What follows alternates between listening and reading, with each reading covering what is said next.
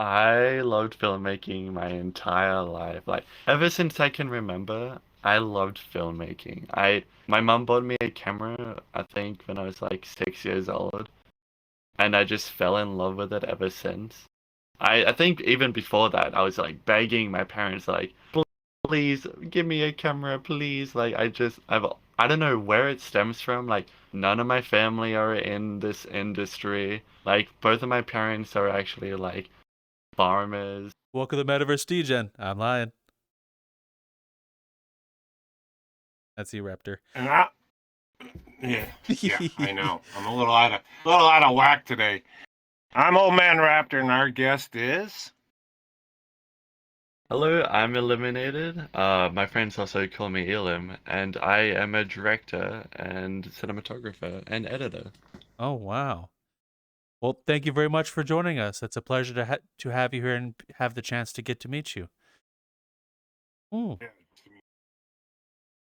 cool. So, Thank you. what is it that pulled you here into VR, and how'd you get started with all of this?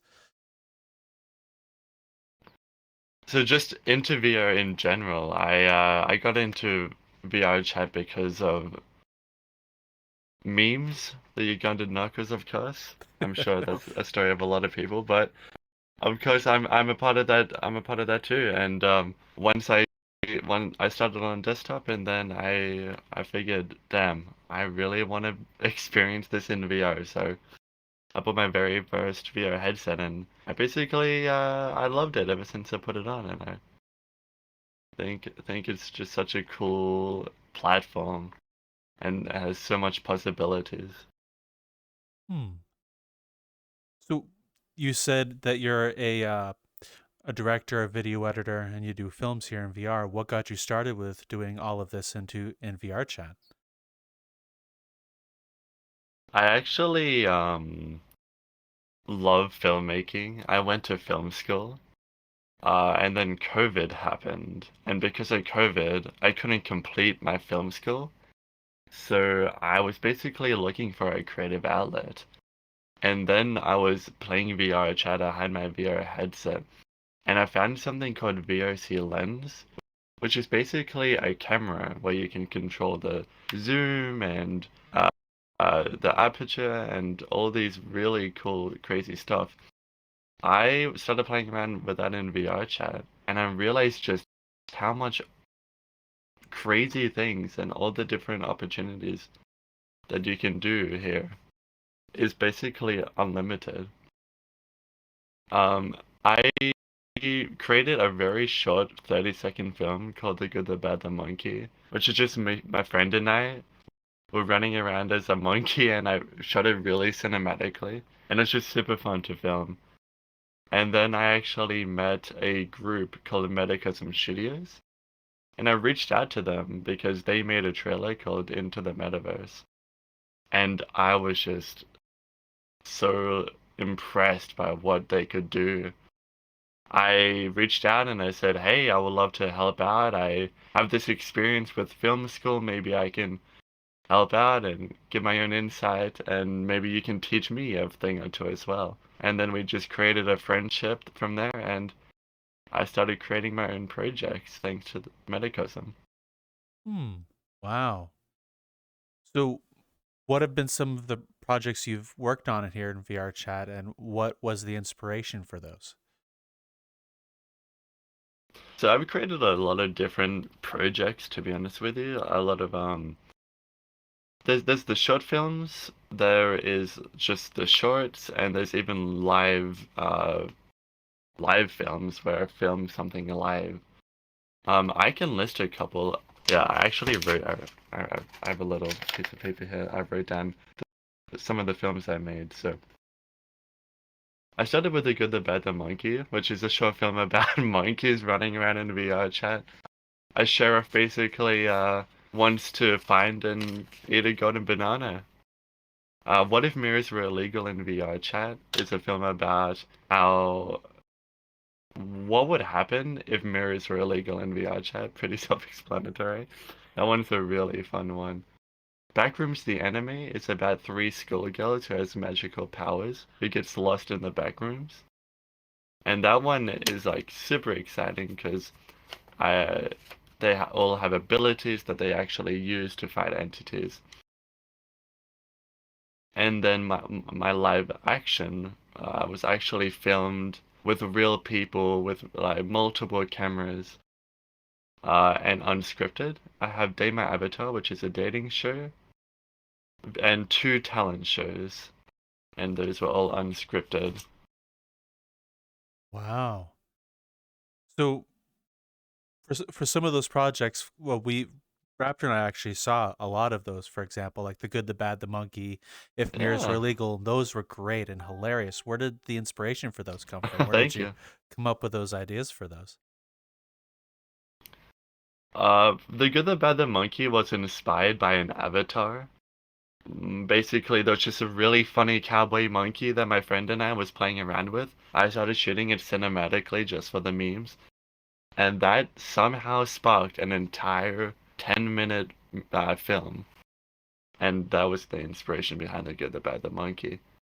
What if mirrors were illegal? That just started with the concept, what would happen and how would people react to mirrors just disappearing one day or becoming illegal? I think that could be a very funny and interesting concept, and then I just expanded on it and made it in a very cinematic spotlight.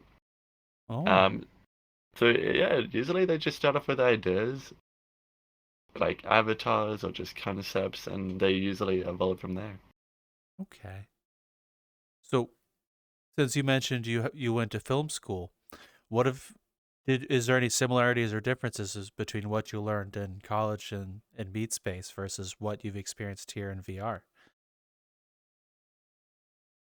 I would say there is quite a big difference because you are filming in a completely different environment. With real life, you have to worry about like the lighting and the cameras and all these things that actually cost a lot of money. I feel like the biggest difference would actually come down to money.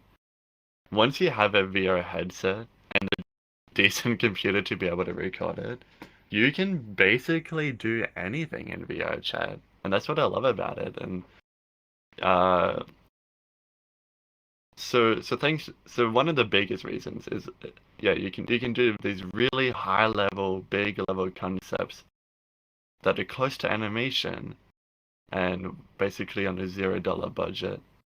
And there's a lot of practical things that are completely different too. But there are some similarities. Like I got to learn how to direct people in film school, so I get to use my directing experience from real life and apply it to VRChat. And same with my cinematography experience. I got to learn the rules of cinematography and some really cool tips and tricks, and I can apply that to VRChat too. Okay. So I'm going to ask you a question because I'm kind of dumb.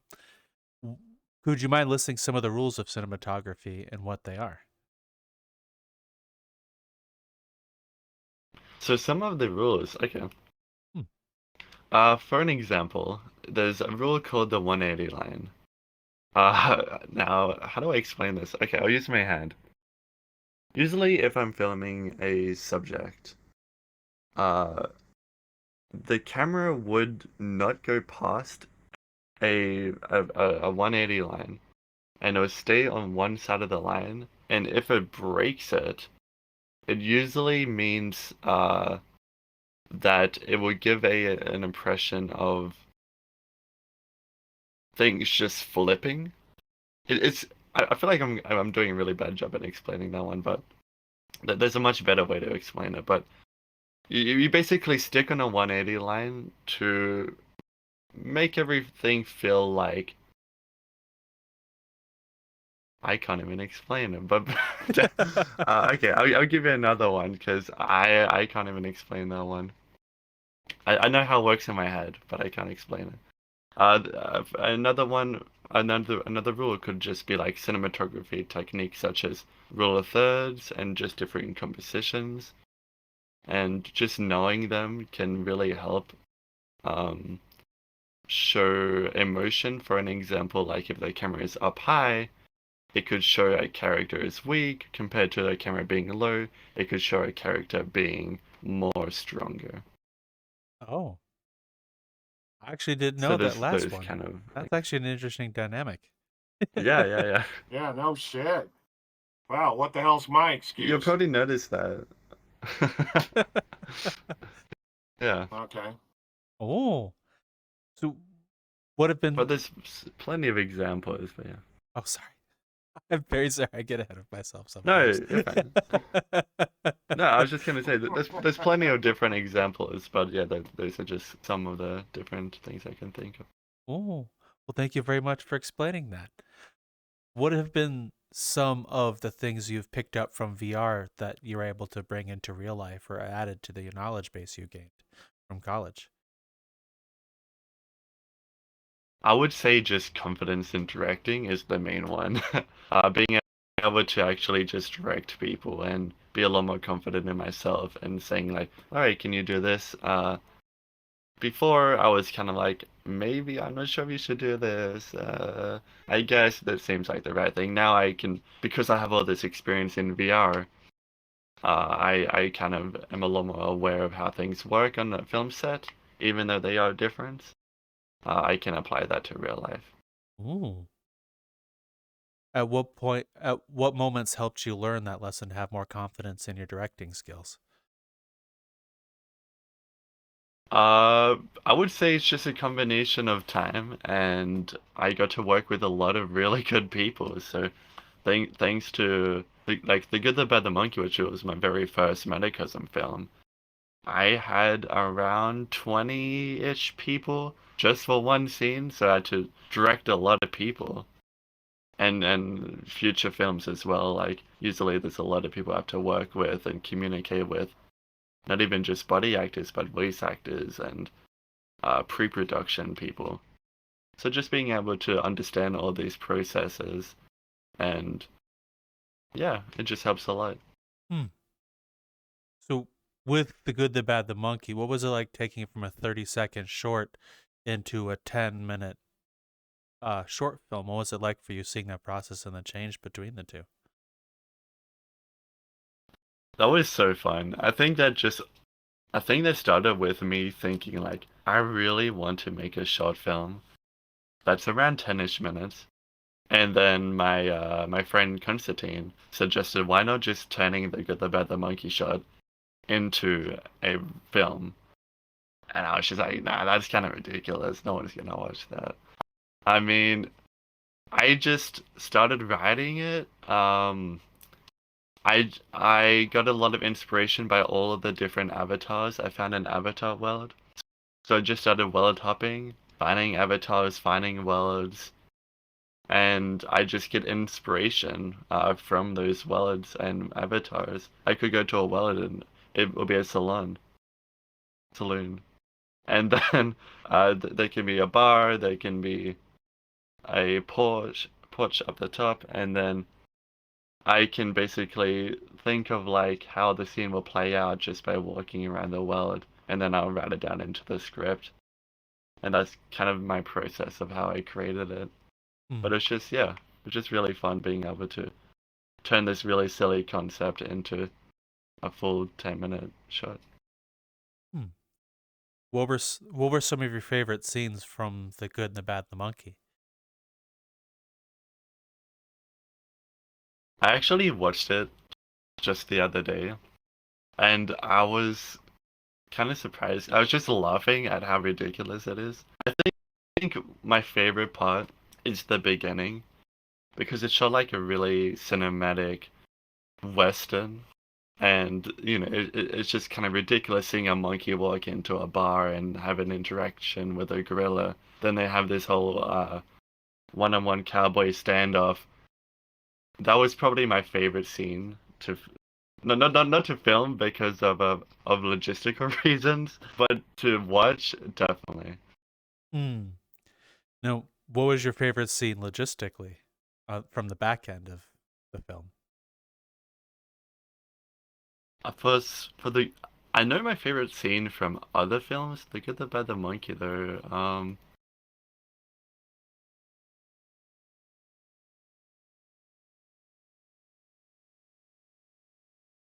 It was pretty straightforward. There was just some worlds that were super annoying to film in. Um, I'm thinking like worlds that are actually, I mean, scenes that are actually, probably the last one. So the last scene in The Good, the Bad, the Monkey, all of the monkeys come together to fight the gorilla. It's pretty simple on the way I shot it. I could have had a really planned out fight sequence, but I thought on that day, because I had to deal with so many actors and it's my first film, I thought that it would be best just to bring everyone on set and just have fun with it. So the way I shot that is I basically just directed 10 monkeys coming from one direction and then another 10 coming from another direction, and they all meet up in the middle and just start punching the gorilla. And I just got a lot of droning shots and a lot of like different shots like in the middle. And I just told the body actors to have fun, just to pretend to beat the poor gorilla. So that was probably one of the most fun scenes to shoot. Now, That poor gorilla. I'm so sorry. poor gorilla, indeed. Looked like he got beat up on quite hard. Yeah. But the sad point of it all, it was just over a fucking golden banana. Think It about was it. all over a golden banana too. It'd I been feel so different bad if for it him. was a bunch of golden bananas.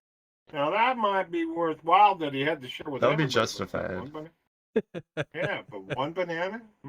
Yeah. That's going monkey a little far, dude. Now, from between, since you've had experience in both in real life and VR, which format do you prefer doing film in? I would say I would prefer VR. There are definitely benefits in real life that I love. I love being on set. I love being able to actually hold a camera, and uh I love the environment of a real set, to be honest with you. But in VR, everything is just so much better creatively. I love just being able to be super creative in VR. Anything I can think of can basically happen, and that's what I love about it. So if I could choose one, it would probably actually be VR. Interesting.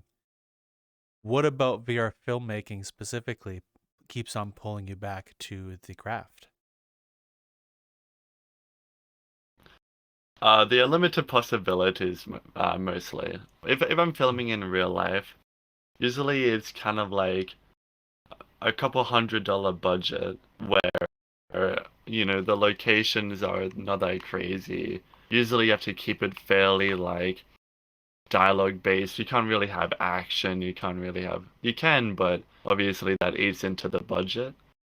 For something like VRChat, you don't have to worry about any of that, and that's what I love about it. I can be in a world super cyberpunk like this one here and film on a rooftop without having to worry about wind in the microphone, without having to worry about the weather if it's going to start raining, and the lighting. It's perfect. Now, what were some unique challenges to VR that surprised you between when you started doing VR filmmaking to now? The biggest challenge is the latency, because it's even worse since I live in Australia and most of my friends and buddy actors and everyone else lives usually in America, all over the world, of course. But there is quite a big difference when it comes to latency. So I have to try to compensate for fight scenes. It can be very difficult to film something like that because I have to time things very specifically on my end, so it looks good in the camera, but it might look a little weird for in at their end, or just trying to time everything and interactions. That's the most difficult part. Even something as simple as holding somebody's hand. In real life, you just hold their hand. In VR chat, you have to perfectly align it, and if it clips a little bit through, it destroys the entire shot, and then I have to redo it. what were some of the ways you compensated or tried to solve that problem with latency and clipping? For clipping, there's a pretty good technique that I like to use. I mean, we have markers, we have cameras. So for an example, like two characters are doing a high five. I can put an invisible camera here or a marker, and then when they do the high five, they can see it, but the camera can't, and they can both go to the marker and stop, and I can time that there. And the way I time it is, let's just say I tell them to high five, and the person on the right is like 1 second off. So then I would notice that. I would say, hey, can you just go 1 second later? And I would count them down. I would say 3, 2, 1, and then we would just time it like that. So it's about just timing and having markers and stuff like that. Hmm. How long did it take you to figure that out with latency? Trying to figure it out. I think we just try to deal with it as we made films. Usually when it comes to being on set and we're trying to figure out the whole latency thing, it could take a couple of takes, and that's what's so frustrating about VR sometimes, is just trying to get something as simple as a high five could take a lot of takes just to get it right.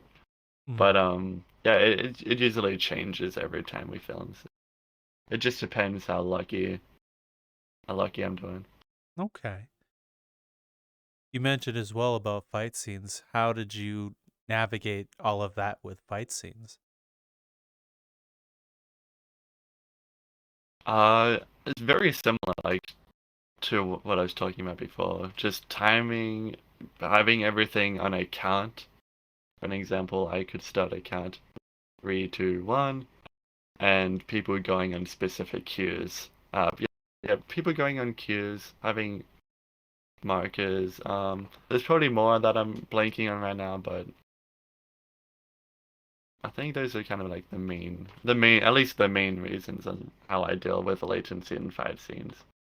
Okay.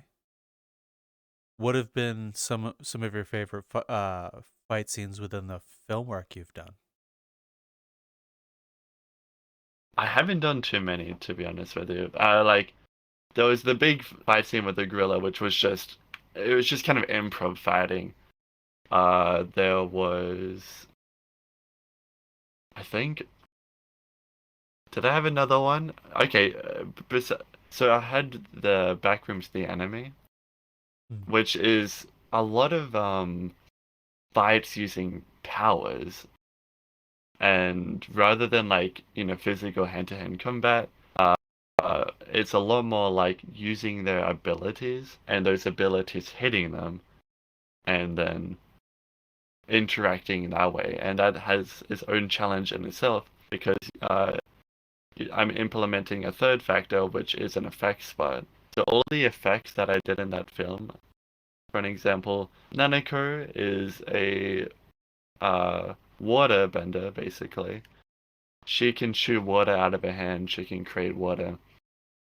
And what's cool is that we have a bot that can do all the effects within VRChat. What's not cool is that there's latency, so trying to time everything perfectly for that is very difficult. With Backrooms the anime, what spawned that story in the short film, and what was it like to watch all of those creations take shape after the fact? As in like what inspired Backrooms the anime? Mm-hmm. Yep.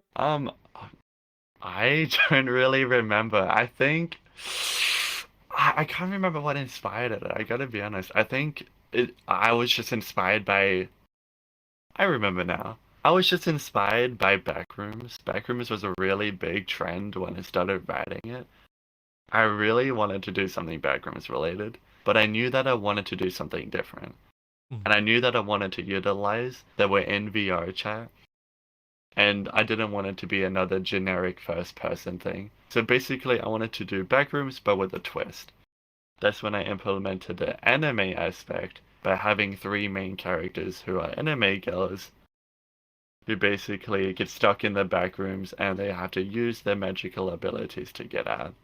And that was a really fun concept to put together because I get to mix this really popular backrooms horror genre basically with this really quirky anime genre and combine them together to make a really silly fun show. Hmm. How long did it take you to do the writing and preparations for the short film for Backrooms anime? It took a while because we had an effects spot and the writing took maybe, I can't remember to be honest, but maybe a month or two, I would say. I loved collaborating with my team too and getting feedback on all my scripts to make sure that in the best state possible before we start filming as well. But with that, I actually reached out to a world creator who made a Backrooms world, and I said, "Hey, I love your world, but it's too dark. Could you add some more lights to it?" And luckily, if you're a filmmaker in VRChat and you can't afford like an asset team or a dev team, I would recommend that you can still find worlds that you really like and try reaching out to the world creator because who knows, maybe they can be really nice and can help you out. And that's exactly what I did with Backrooms the anime. Hmm. Wow. That's actually pretty awesome. That's a very nice thing for that world creator to do for you to just to do that. Yeah, Hmm. Yeah. definitely. They made my very own version. So, how long did it for the acting process and the shooting of the film? How long did the process take for shooting and recording Backrooms?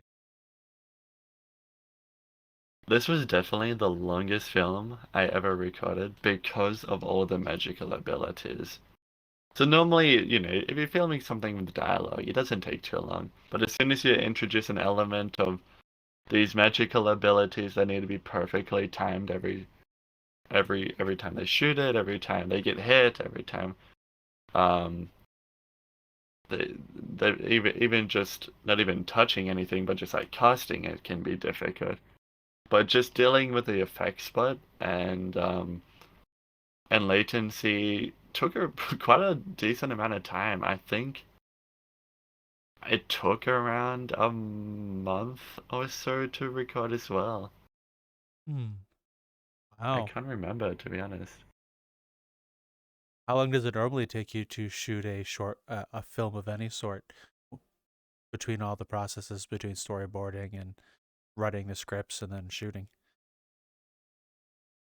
So from like the very start to the very end Mm-hmm. of distributing it, Mm-hmm.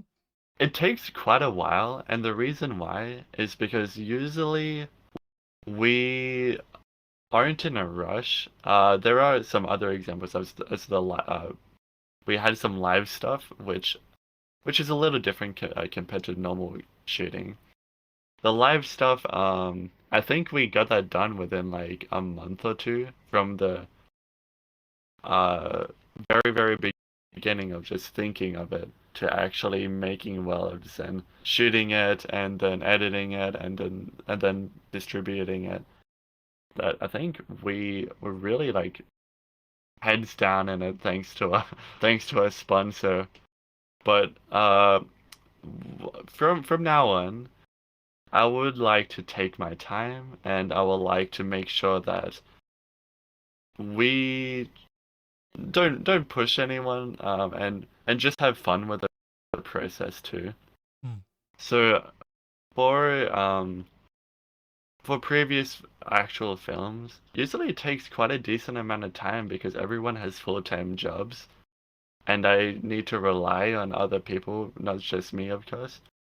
So because of that, I basically just have to wait for when people are free.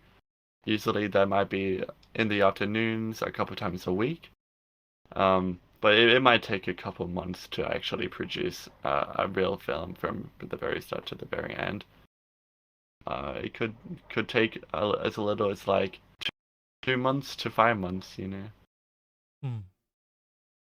So I'm gonna ask you another weird question that's a bit off left field. Where did you get your name, eliminated, and why choose the avatar that you're in? Eliminated actually started because I used to play Overwatch, and I'm pretty sure I used to have a really cringe Minecraft username. I don't really want to say it, but it had something to do with diamonds and mining and crafting and something. I can't really remember. But basically, I needed a new username, so it wasn't Minecraft related. I was playing with my friends in Overwatch, and then I think we just somehow came up with eliminated thanks to as we were killing other players. I guess we came across it, but it just started from there. So it doesn't mean anything, to be honest with you. Hmm. But the good thing about the name Eliminated is that a lot of my friends call me Elim, and the word Elim actually sounds like it could pass off as a real name. So that's why I like it so much. Oh. And what was the other question, sorry? What led you to choose the avatar you're in? What about this makes you want to wear Okay, it? I would say it's kind of pretty simple, and it's the fact that there are no good male avatars in VRChat. Like, the I really wish VRChat creators could make more male avatars, since I guess I would like to represent myself as a male in virtual reality. Not that it really matters, but that's just kind of like how I like to represent myself. Hmm. When I found this avatar, it was just kind of like, oh, I actually really like the enemy look. There's not much to it, but I just liked how it looked, and I bought it on Booth. Okay. I did a little customization myself too. Hmm. Okay. That's actually pretty awesome. We've actually heard that exact comment from a few Yeah, few different people as well. There not being enough male avatars in VR chat. Funny enough. yeah. There's a million good like female avatars or furries, of course. But yeah, not really many good, like, just high quality good male avatars, unfortunately. But it makes sense. I get it. But yeah, it's a Hey, little Lion, I unfortunate. figured out why they're not making them. They're trying to make us go extinct. I don't think it works like that, Raptor. Man, sad sounding. Give me a break. So, I actually have another question for you. What made you choose to get into filmmaking for college? What led you down this path? Hello, I'm going to quickly interrupt your video. Please come follow us on any of our socials. We have a card down that way in the description, Metaversedegen card.co. You can find us on Discord. You can find us on Twitter, which X, whatever. Right here in this space, you'll see the @ You can find me, Lion. And as well, we have a Patreon, which we've started a whole other show as a thank you for those who've signed up, such as Training Fangs, Forbidden Zero, and Niche. So thank you all for watching the video on how these games are going. I'll leave you to the rest of it. Enjoy. I loved filmmaking my entire life. Like, ever since I can remember, I loved filmmaking. My mom bought me a camera, I think, when I was like 6 years old, and I just fell in love with it ever since. I think even before that, I was like begging my parents, like, please give me a camera, please. Like, I don't know where it stems from. Like, none of my family are in this industry. Like, both of my parents are actually like farmers. Like, they have nothing to do with this industry at all. But I just somehow have a love for film, and I just wanted to um explore that more. So ever since I was young, I found a passion and I've stuck to it. I've made a lot of films as I was young, and I will hopefully continue to make films until I retire. Hmm. So, when you got into college, what was film school like at that point? I've never been. Was what you Yeah. learned there similar to what you experienced after? So I mean, film school is kind of like a hit or miss. So it's really, really, really, really good at making connections and being able to just make projects, filming them, and having a community of people to help you with that. and actually producing a real life project. That's what film school is for. But if you actually just don't care about that and just want to learn the fundamentals of film, you don't need film school. You don't need like to pay this crazy amount of money. Like sometimes I regret going to film school because of that. But then I think about like all the good times I had, all the cool opportunities I got to have, and then the real life scenarios and films that I got to make because of film school. That to me is worth it. And you also get access to like really good cameras. For an example, like an RE camera, which is worth $100,000 or something ridiculous. Like you can, because thanks to film school, you have access to that kind of equipment and like the lighting and the sound, of course. Okay. But that's Ooh, okay. Was what you learned there what you've experienced afterwards? uh so I haven't done much real life film actually since I came out of film school. I basically went into VRChat. I started filming in VRChat, Hmm. and now I have a full-time job based on films in VRChat. Oh, nice. I mean, based on like recording stuff in VRChat almost and editing and that kind of stuff. Oh, that's actually. I'm glad that you were able to have your life go down that path. This place is fantastic, and what you've made is fantastic too. Yeah, So I will give you of course, much of course. kudos for that. Thank you, thank you, thank you. Hmm. It's definitely a dream. Like it's so cool that I just started as a filmmaker in VRChat, and now I can technically work in here too. Wow. Did you expect to be anywhere near the position you're at now when you first hopped in here? No, no. When I first started, when I actually got into film, I knew that I loved it, and I knew that I would love to do something with it, and I love to like use my skills and make money from it. Like that was kind of the dream, and that was kind of the goal, to be honest with you. Hmm. Not that I expected anything, but Hmm. in my heart, that's what I wanted. Hmm. What about when you hopped into VRChat? Did you expect to be in a position you're at within the world of VR when you first put on your headset? Definitely not when I first started putting it on, no, but uh, I never expected it, to be honest with you. But yeah, I've just been lucky, very lucky. Hmm. Ooh. Has VRChat been the only platform you've made films in terms of like VR and the virtual? Before VRChat, I used to make some really bad to average films in Minecraft and GTA 5 using the Rockstar editor. So I have had some game like machinima kind of films before, but they're pretty bad. They're very low budget, and it's not like the level I am in VRChat. Hmm. What kind of tools would be used in a typical machinima in games like Minecraft or GTA? So Minecraft, I didn't have anything fancy. I think I just used the desktop camera and I used it cinematically. But for GTA 5, they have a really, really good feature called Rockstar Editor, where you can record something and then you can go into this editor and you can move the camera wherever you want, and you can like position cameras, and you can basically record something and then edit it in this Rockstar editor by moving the camera wherever you want once it happened. It's such a really, really good tool. I think it's amazing, and yeah, that's kind of like where I started my machinima films. Hmm. How long were you doing those machinima style films for?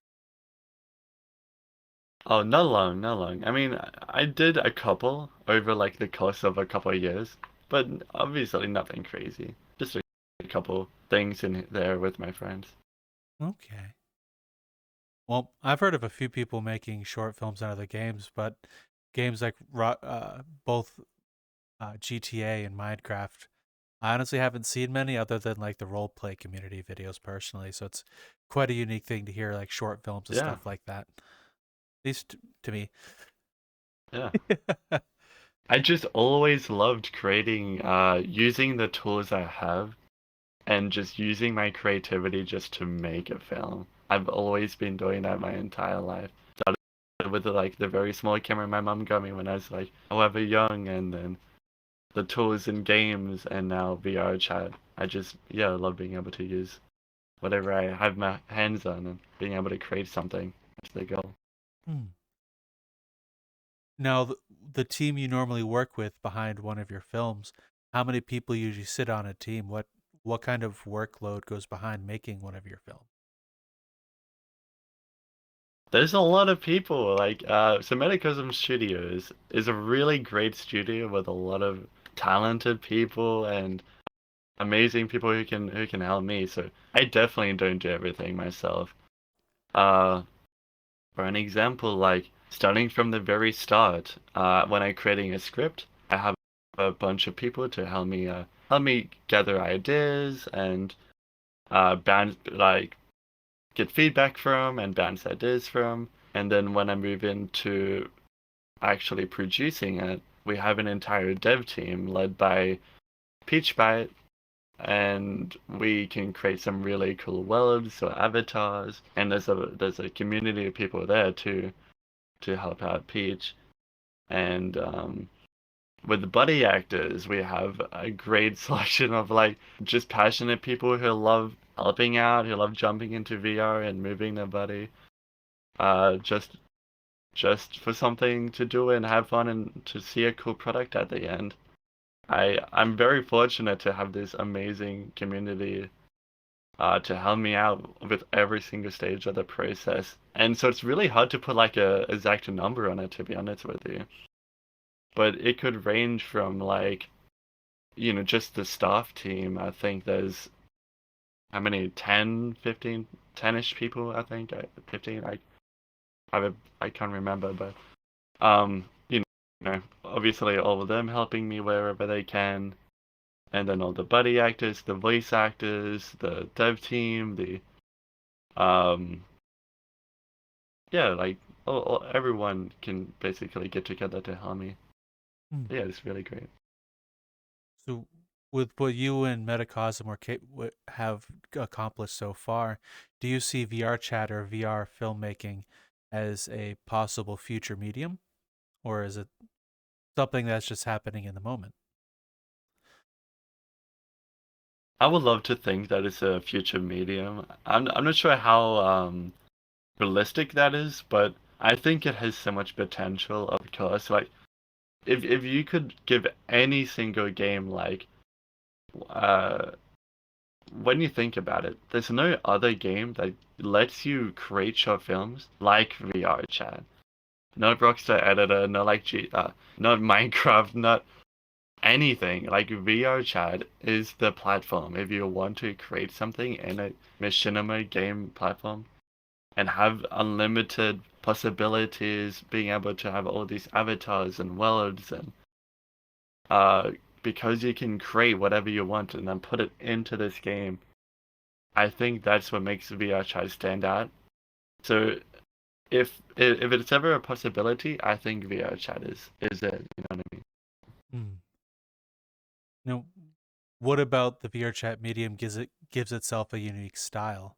Because I've seen some of the stuff from other video games in real life, and it seems like the VR chat films kind of have a unique look to them. What do you think kind of brings that about? I think it's just more about being able to have access to whatever you want. If you want a very like dark film, you can find dark worlds. If you want like a nice bright happy film comedy, you can find really bright colorful worlds. You can basically choose whatever you want to suit your needs for your film. And I think with VR chat, it's just being able to have all these possibilities to create whatever you want and not being as limited. Yeah. Okay. What have been some of your favorite genres to work with here in VR in terms of like genres of film? If you watch my videos, all of them are comedy. I just love comedy. I love being able to make people smile and laugh and have fun. I'm not much of a serious kind of person. I think I just want people to watch something and be entertained and think, "Oh, that's cool." Like I think you can have something that is funny and entertaining and just really fun to watch while also being like cinematic and hopefully people can watch it and take away like, wow, that is actually really cool how they accomplished that within VRChat. That's kind of the goal. But definitely comedy. Okay. That's actually a pretty awesome reason for choosing that genre, helping people enjoy themselves through your content. Yeah. So thank you for being that kind of person that wants to do that. So thank you. You and the rest of the Of course, of course. Metacosm staff. Oh, thank you. Hmm. I love being able to make people laugh and just enjoy entertainment and enjoy media.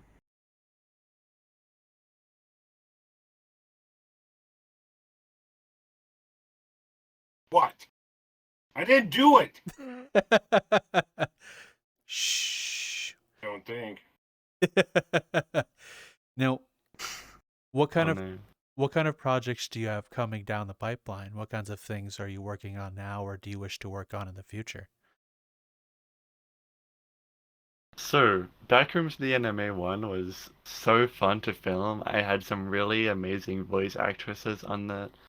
And just the concept is just so fun. I am in the process of making Backrooms the anime part 2, which is the pool episode. And it continues from where we left off, where the girl is basically trying to escape the back rooms.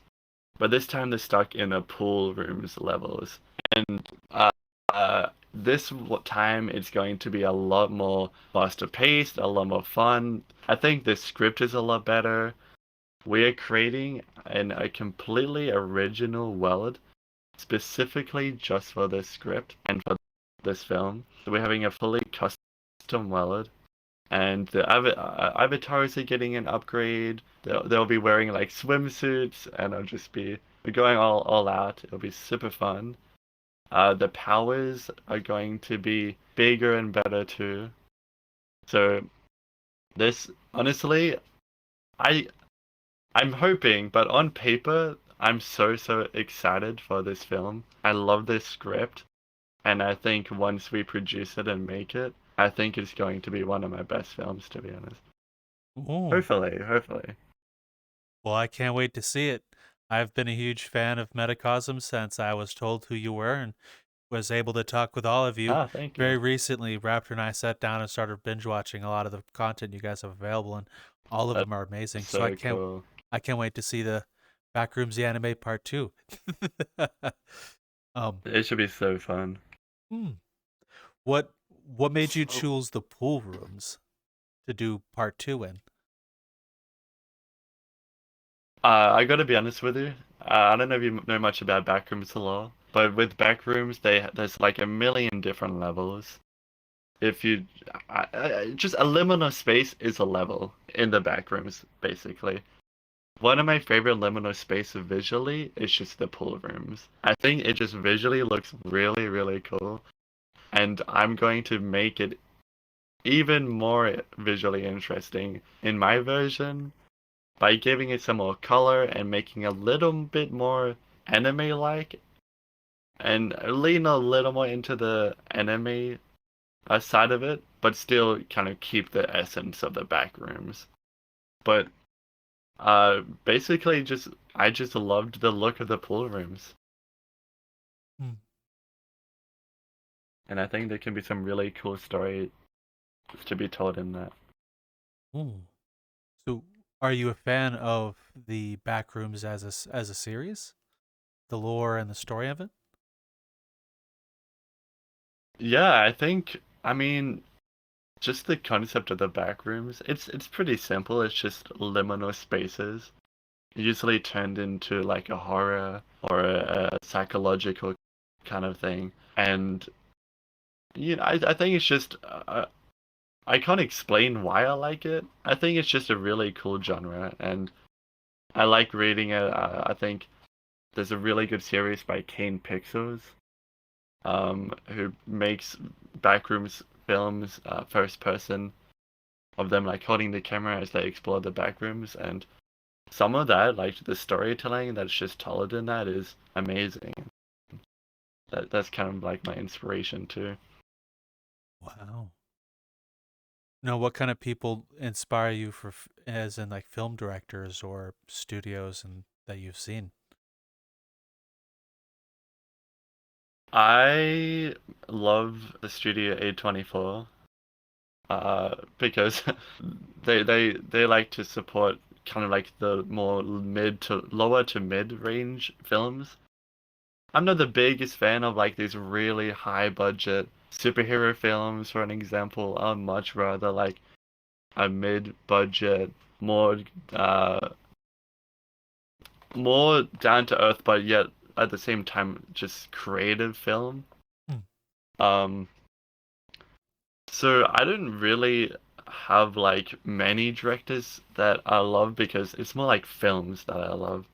But if I could say like one director I do like, it would be Edgar Wright, because of his storytelling and in the way how he can edit comedy and the music and how like music can impact story, and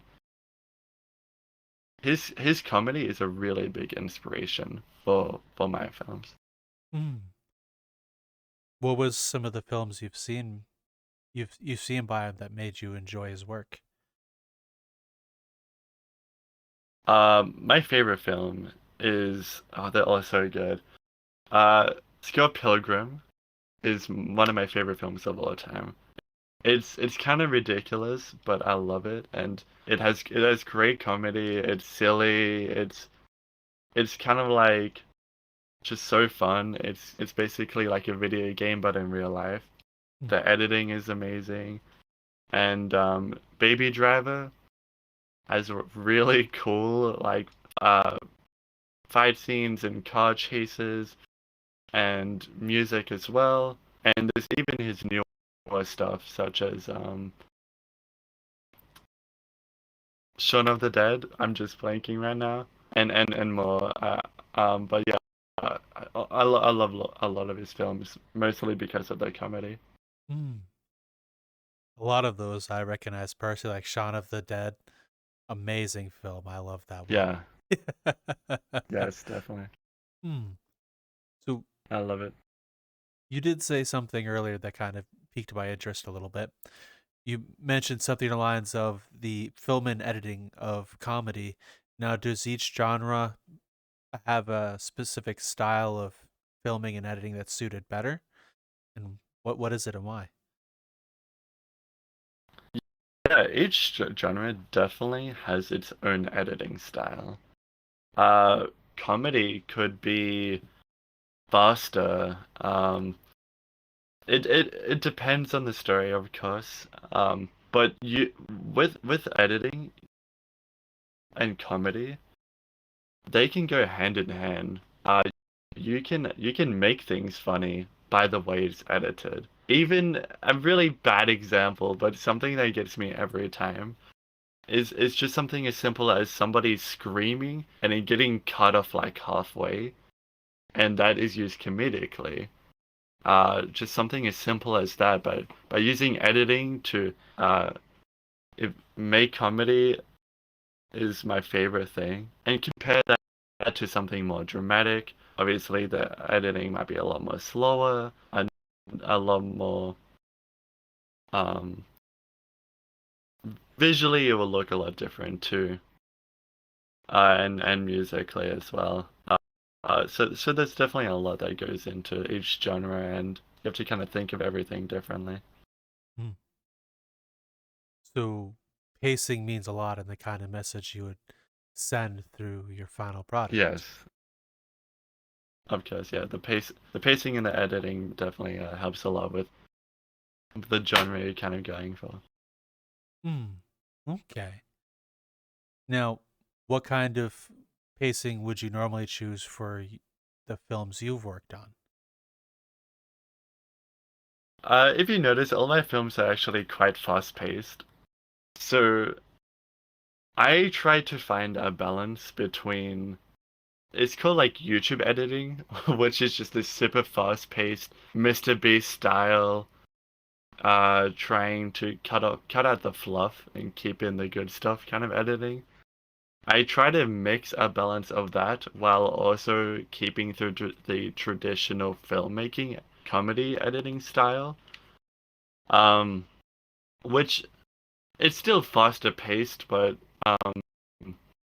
it's obviously not as cut down, and you let moments breathe a lot more.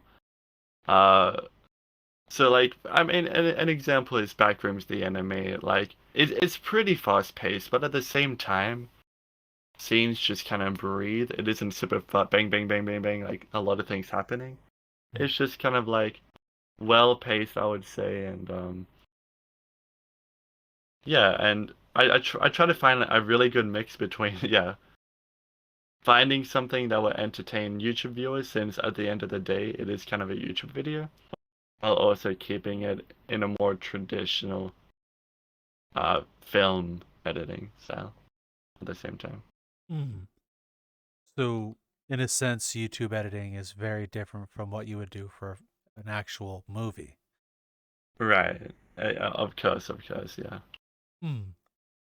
With YouTube, usually it's like no fluff, no like blank moments, no moments to breathe, kind of cut up, and trying to.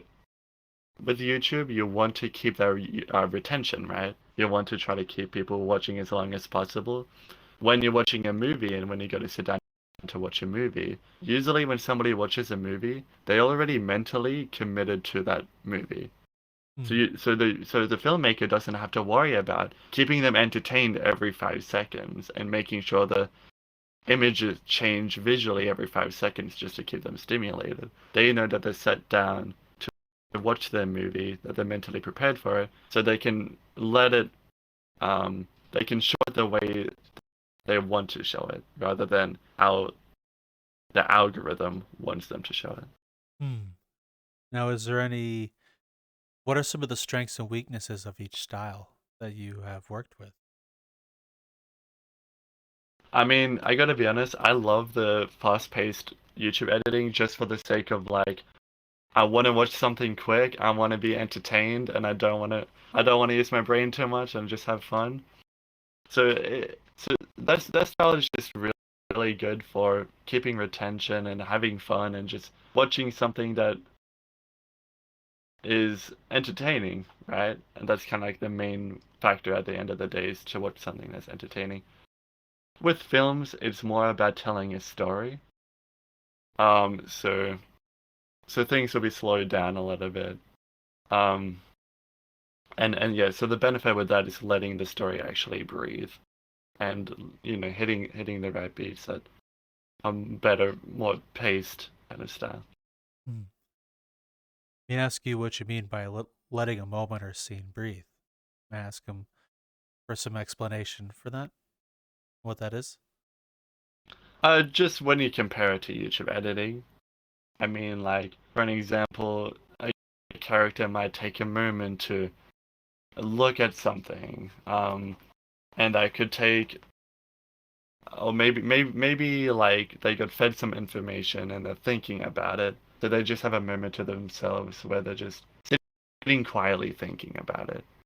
Obviously, in film, you just let that moment breathe without any cuts, and maybe you just keep the camera on them as they're kind of like in this moment. But usually, compared to maybe more YouTube traditional editing, you're like, all right, we need to get on to the next thing. Like, let's move along. And it's not as emotional, I would say. So that's why I try to find a balance between both. Okay. So there is some benefit to having, like, for example, in a YouTube video, letting some of those moments like that play out versus Mr. Beast, we just dropped a train, now we're moving on to the truck kind of thing. Exactly. Okay. It's just about, enjoying a moment a lot more and letting it sink in. Okay. Well, thank you so very much, Eliminated, for joining us. It's been an absolute pleasure getting to meet you over this last hour. It's an honor, so thank you. Nice to meet you. Nice to meet you. It's been a pleasure meeting you as well. Where can the audience find you if they wish to go looking for you? Go to Metacosm Studios on YouTube. Please subscribe. Please watch any of the videos. They're just super fun. And if you'd like to follow me personally, I would recommend my Twitter at Enemy Eliminated. And that's it. Oh. Everything will be in the Hoobly What's It as well down that way. Raptor, you know the thing. Lady, I got you, buddy. No matter what you do, folks, in here, it can be the smallest idea, the biggest idea, but it's still a dream. And what you sometimes don't understand is what you see beyond the camera that you have in front of you, that you see on the other side. If you don't understand what I'm talking, hunt down Peach and ask her what went on during this video behind the scenes. Have a good one, folks. We'll talk Shout to you out later. to Peach. Bye. Bye bye.